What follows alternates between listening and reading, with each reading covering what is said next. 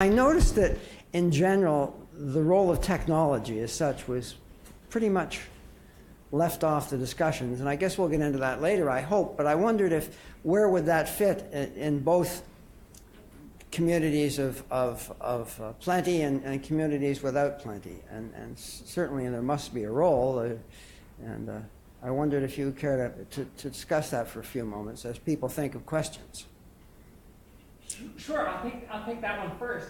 I think a lot about all the good people working on productivity growth. And I say that even though it's a little out of fashion in my own world of sort of public interest-oriented people who are concerned about the food system. I think that a lot of people will tell me correctly that the world is not currently short of food, it's mainly got a distribution problem. And this is entirely true.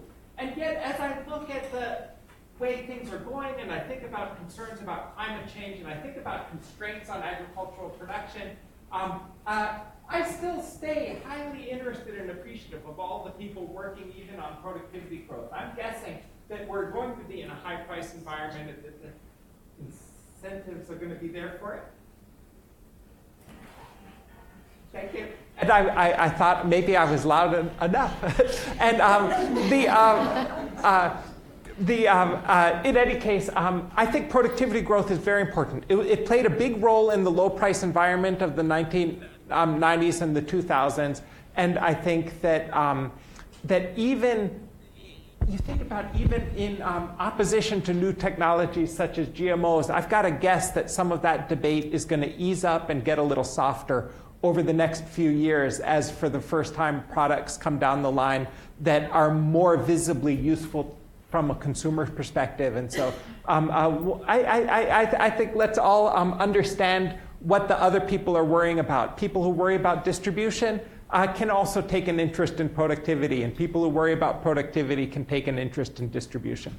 I would also ask you to consider post-harvest technology as well. I think there's a role for technology in the agriculture sector in general, but there's also a whole role of technology in how people are shopping and purchasing food. In China, 18 to 25-year-olds, 80% of them buy their food on an app that's pre-cooked and delivered to their house. That has huge sustainability issues. So they're using technology and social media and new ways of how they acquire food. Even where Adam lives, the Amazon walk-in, walk-out stores. They use the driverless technology, the walk-in, walk-out technology. You don't interact with anyone. You pull food off a shelf, and it's all being ticked off on your phone as you walk around the store. So huge issues on, employment and waste around those prepackaged foods. So to me, there's the whole technology side on the consumer as well as supply chain technology improvements. Yes, Adam. Right, I have two comments. Technology, first of all, as it plays out in production, either increased yields or biofortification, extremely important, but I think needs to be taken into a context of consumer choices, which means more production does not necessarily lead to greater security and public health. There are all kinds of steps in between. That's the first thing. More production, like more rice, does not mean that we will solve the problem of malnutrition in Southeast Asia. The second component, as Jess said, is on the consumption side. And here, the issue of processed foods. They're actually the only ones that can be reformulated, changed. And the food supply is changing, foods are being reformulated. So I view technology as one way to assure a nutrient-rich diet for everybody at the right price point. I don't think it's going to come from fresh Atlantic or Pacific salmon. It may come from the reformulation of the food supply and perhaps fortification of foods or biofortification of foods. So technology does have a place. Thank you. It certainly would have an effect on waste as well. Questions? Barbara. I really appreciate, Jess, you're bringing up the issue of the decision maker, the policy maker. My way of putting it based on my experience is science is necessary, but it's not sufficient. that you need the economic piece, the legal piece, to create the political will to really do something. And I think you're right. Scientists need to think about how do they fit into that paradigm. The comment, or the thing I would like the panel to comment on, as I was listening to you, the question kept coming through my mind of, can't I have it all? Are you telling me I can't have it all? And if I can't have it all, what do I have to give up? Nutrition? Do I have to give up sustainability? What do I have to give up? Very good point. And this is why we have modelers here who will tell us what the compromise is and what are the points to have a diet which is healthy and yet lower in environmental impact and yet acceptable to everybody. What its sweet spot is, I don't know. I think it's context dependent. We may think differently about what is the right diet for us than people elsewhere. I'll just give you an anecdote. I was recently in Southeast Asia because we have a study on the nutrition transition. And the way that people choose meat protein is very much under religious and cultural constraints. So beef, choice of beef or pork or seafood or dairy is very much dependent on culture and religion and geography. So we're actually talking to a gentleman in Sulawesi, in a focus group, who said that for the past 30 years his family were eating rice and fish. Now from our perspective you could say sushi, how wonderful. Then his eyes started tearing up and said that he wanted to give his family something different, something that he couldn't afford, maybe chicken. So aspirations and desires are very different, and we should not be taking it for granted. What we may think of as healthy here is not necessarily where people in Sulawesi think is healthy and desirable. So I would go along with Jess and say it's all context dependent, and we should give respect to what people want. And very often we tell them, eat this, and that's not what they want. So from the policymaker's perspective, it's all about making it to the next election cycle, right? So what are they? So in that context, what are they thinking about? They're thinking about things that resonate short term. You know, I'm paying less taxes. The unemployment rate's low, and you have a president taking credit for all that. I'm not going to get into politics, but you know, it's these short-term things that they know would resonate with people. So is climate change one of those things that resonates? Is it visceral enough for people? So they're, you know, beyond just making decisions about resources and what matters for economic growth, it's also what's going to get that president to the next election and get enough votes. So it's always kind of this short-term satisfaction kind of decision. Policymakers are elected officials, that there's a whole career staff too. Thank you. Next question. Hi, I'm Denise Zeblin. I work at USDA, and also just recently I headed up the Institute of Food Safety and Nutrition at NIFA, National Institute of Food and Agriculture. And so I noticed there when I oversaw the food and the human nutrition and food safety portfolio. And we also had food sustainability and bioenergy and others. And I always had to fight my corner to make sure that we included food safety and nutrition in our portfolio. Because really what is of, I think, greatest interest and biggest bang for the buck, it seemed, was increased production of food and animals and so on. And so it kind of worries me and it always worries me when I hear you say, you know, we kind of have the science already, but we need to put it over into policy. So I hope we can talk more about that today. And if you have any additional comments, how do we continue to inject? It's not enough to have all this food to produce more and more of it, but it has to be available and it has to be socially acceptable and so on. So how do we as policymakers, I work in another part of USDA now, but how do we as policymakers bring this along and make sure that it continues to be at the forefront of the discussion? Because I don't want to be in a position in 20 years' time saying, yeah, if we only would have done that back then, now we'd be in a better position today. Thank you. Thank you. Comment on prices? I'll defer to you, Park. Prices, no?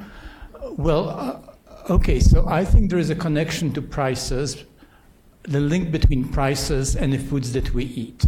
There was a time, some time ago, when eating more calories meant getting more nutrients. And in fact, a lot of the work by epidemiologists at Harvard and elsewhere had to do with correcting for the calories. That time is now past. We can be eating extra calories without any nutrients necessarily if we stay to cheap foods, with cheap foods. So as a result, this connection between nutrients and calories is really completely price dependent.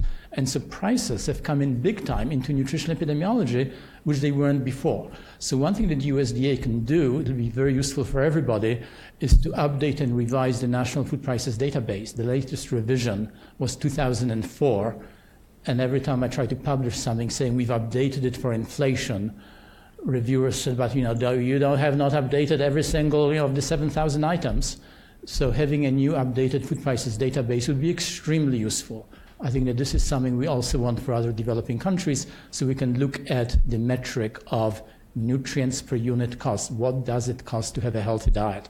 Having data and having databases is actually paramount and a prerequisite for doing research. I was trying to think, why was I dodging that question? It's because when you ask, how does one communicate effectively to policymakers and to diverse constituencies and persuasively try to get them to really understand the point of view of some of the other considerations that are weighing on the same issues of sustainable diets? I've been stumped by that one so long and have absolutely no answer. And so that's why I was avoiding it.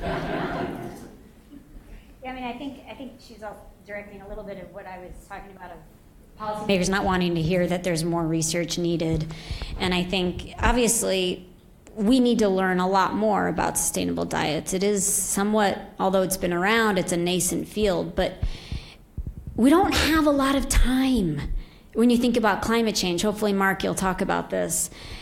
We need to act now, and the agriculture sector is a contributor to greenhouse gases. And the diets that people are eating have large environmental footprints. So we need to think about the evidence we have now, what can we do to work with policymakers to help them make those decisions now, with little asterisks behind it saying we don't know everything, in the best way we can without doing harm. I mean, these are the consequences we'll always have when dealing with wanting to know more and going down wormholes of evidence. But we are against a clock at this point. And there has to be very hard, big decisions made globally if we really want to turn things around. In my opinion, we've got the COPs, they're every year now. They're the exception of one country who's not agreed to be involved. Maybe Syria too. I don't know. No, Syria agreed. Okay. I mean, they're making hard decisions, and agriculture is very much part of the COP meetings now. So what is there to do? You know, and there's decisions that need to be made in the very short term. So while I do think we need more evidence and we need to gather more evidence and make it more nuanced, policymakers are asking for things now. And what does it mean for their country? So, but I understand the push-pull, yeah. Hi, I'm Eric Olson. I'm with Natural Resources Defense Council and a member of the Food Forum. My question is really sort of a twofold thing about costs, and part of that is if we believe that 40% of our food is being wasted, how in the world does that get seriously considered in all the discussions you've had? Because there is an enormous amount of wasted resources that is embedded in all that wasted food, right? There's enormous amount of costs, energy, greenhouse gases, et cetera, water. How does that get embedded into this, and why is that not sort of a prominent part of this discussion? So that's one part of the discussion. And the other is, for costs, how do we consider, aside from greenhouse gases, which I'm glad we're starting to integrate into costs, the greenhouse gas costs, what about all the human health costs? How do we, I know we're going to have a panel next to talk a bit about that, but is it possible for us to integrate the costs to humanity of the obesity crisis, of all of the human health and other environmental costs into the food price as we're evaluating that? Because those are all externalities that are not considered when we establish food prices, right? So is there an effort for all those wonderful graphs that we saw that are compelling to actually integrate some of these other costs into our thought process? Not necessarily that policymakers are going to immediately act on that, I would agree with you, but how can we present that in a way that's compelling and visual, both of those issues? Go ahead. It's your fault, Adam. You should have added ways to I think the impact of diets on health we'll be hearing about later on, because this is very much the idea of modeling. So we'll be hearing about it as well. When it comes to doing various metrics of cost, I kind of stay with the two ones I've helped develop, and that is the monetary cost of foods and nutrients and also the environmental cost. So far limited to greenhouse gas emissions because the data on other aspects of the environment are difficult to get, and sometimes they are not region specific. For example, data on water use from the Netherlands do not necessarily apply to Southern California. You know, the data for pasture in Switzerland not the same thing as pasture in Australia. And we'll be hearing more about it as well. But I agree with you, we need to have a model which looks at the hidden cost of cheap diets to society. But that is really not to be separated from low wages, employment, migration, and so on. So this is, for example, why I think my maps of obesity by neighborhood are very telling, because we talk about the obesity epidemic nationally and globally without really paying much attention to the very, very sharp social gradient. You know, I think the reason that obese people eat low-cost foods is because we don't pay them enough. If they could afford a healthy diet, they would not be obese in the first place. And I'm very amused. I was actually amused by an article in the New York Times that said obese people were trained to eat grass-fed beef, olive oil, and fresh salmon in a study conducted at Stanford. And my point was, you have to train people to do that? They would be doing it themselves if they could afford it, and if they could afford it, they would not be obese in the first place. So this was a major federal study that I kind of question, because you think people would be more sensitive to the social and economic and other issues of purchasing power, both locally and globally. So health is very much the outcome. It is, again, not completely linked to the food choices, because the food choices, you go backward and you look at society and the way they're made. That's a good point. Can I say a word on the food waste part? Because that was very on point on the part about what are the total costs of food and thinking about health. But food waste, when you hear a number as large as 40%, this is my guess, without knowing that exact number, it's probably total food waste in the system. And the question that I find myself obsessed with in every report on food waste I read is, what is their estimate of economically recoverable food waste? Because that's the part that most interests me. And the amount of economically recoverable food that actually could be added to our food supply changes depending on what you're using to save that food, and that changes depending on the prices. So when prices change, the economic feasibility of saving this or that part of the food waste changes also. So on every report we read on food waste, it's good to read the smaller number. It's going to be a smaller number that's economically recoverable food waste, but still exceedingly important. Absolutely do not take that as belittling the issue of food waste. It's going to be a smaller number, but it's going to be a critical number for people who are concerned about sustainable diets. Hi, Katya Hantel with ConAgra Brands. I wanted to dig into your comment about cultural relevance as a criteria. So for food companies to sell a more nutritious and sustainable product, it has to be culturally relevant. We have to attract consumers. But at the same time, that seems like the most malleable and shifting criteria, especially with global connectivity. Jessica, you mentioned insects powder. Now I can get a protein bar that is made of insect powder in the US. It's starting to trend, and you're starting to see these cultural appropriateness shift. So how much can you rely on what's culturally appropriate today, and what's the role in trying to shift what is culturally appropriate to make way for more nutritious and sustainable diets?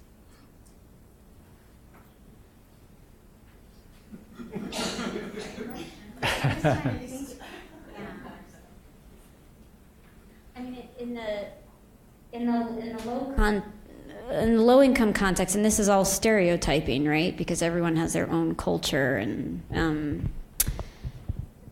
you have so much heterogeneity throughout the world. I think in many low income contexts, so it's not really the audience that you were talking about with the insect protein bars, right? And that's a whole culture in itself, who eats protein bars. Anyway, in a lot of low-income contexts, it's more about it's the desirability of a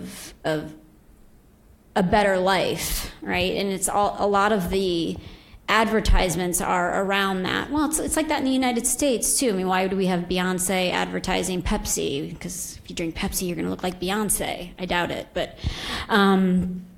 So it's a bit of the desirability. It's the eliteness of foods, tapping into a hope almost. I saw a really interesting speaker the other day. He said people don't buy food because it's healthy or it's environmentally sustainable. They buy food based on hope. And he worked in advertising, and I think. That's in a sense a bit true. You know, people aspire to become something, and food is a big part of that. In the sociocultural fabric. You know, I mean, right now in the United States, everyone is into sustainability. You see, in England, veganism is on the rise, right, Marco? Veganism's on the rise in the UK. I mean, so there's different cultures that tap into different things and all the packaging that goes with that. You know, things wrapped in brown packaging with pretty earthy bows on it and green leaves, right? There's all these, everyone taps into these things based on their culture. But for me, it's always about, in the low and middle income context, it's more about achieving a higher lifestyle, the desirability for that.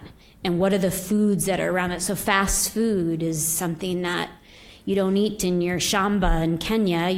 It's something that you're aspiring to. It's urban, it's modern, it's shiny, it's clean, it's safe.